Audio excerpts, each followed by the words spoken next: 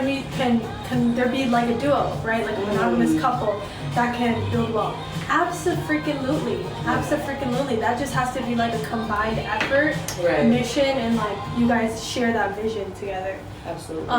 So absolutely yes. Now in terms of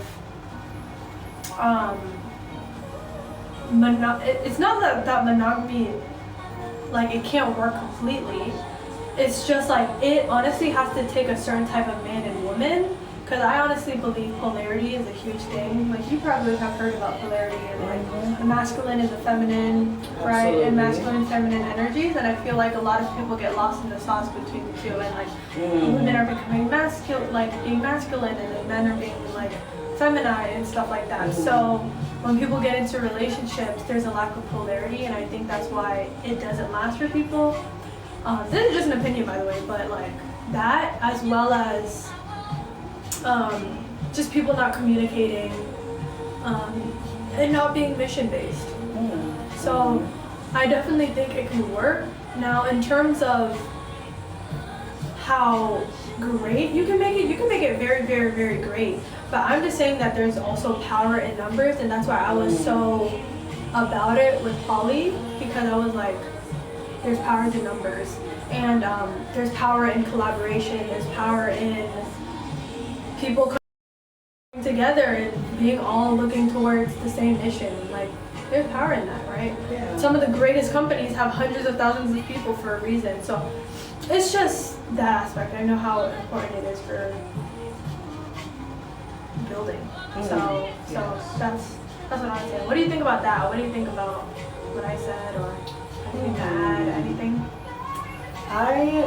I honestly agree for the most part. I feel like as long as two people are aligned in a focus on a mission, then absolutely two people can achieve exactly what y'all are talking about achieving. I do also believe that there's power in numbers. I agree. Yeah.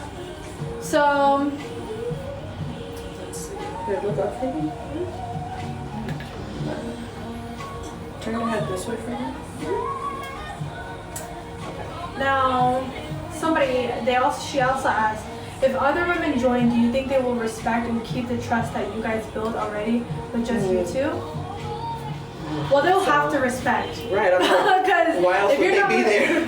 If you're not gonna respect, first of all, I know like the king, like I know how he like is, and like he's huge on respect. All he wants is respect, loyalty, and communication.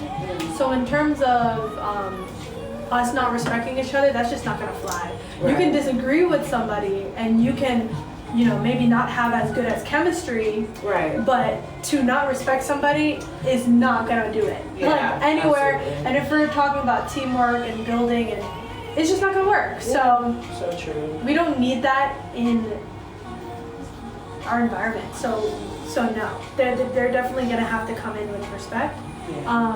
In terms of trust, down. So in terms of trust, trust is built. So off the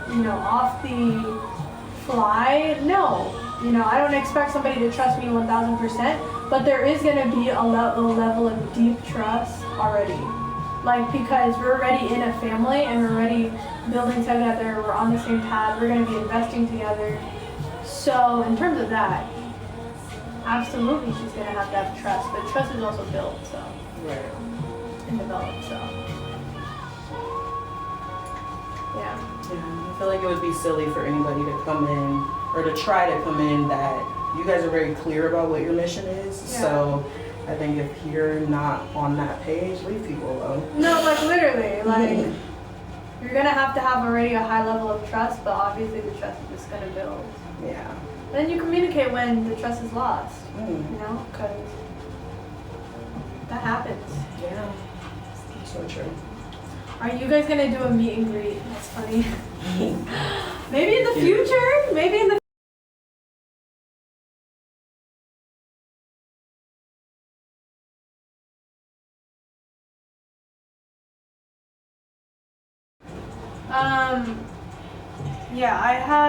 I'm really excited to do our first meet and greet. I feel like it would be so cool. That's so cute. Yeah.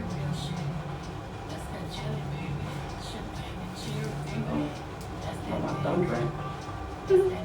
Are you guys planning to write a book like Rich Dad Poor Dad? That's a good question because I feel like I grew up in like a rich mom, poor mom situation actually. And like I'm definitely gonna write a finance book because I am very passionate about finances and I feel like how I relay information to people is very simple and understandable and I feel like we need more of that when it comes to money. So I'll definitely be writing a finance book in my life. But in terms of Rich Dad Poor Dad, maybe. I want to write a lot of books because books are the only thing that stays with the test of time. Social media can be gone tomorrow, but like books are like always going to be here. Of course, unless all of them burn. That's what I was thinking. I'm like, unless something super unfortunate happens. Yeah, which you know, it don't matter at that point. But for the most part, books stand the test of time. Yeah. Are you guys going to get married at the same time outside of America?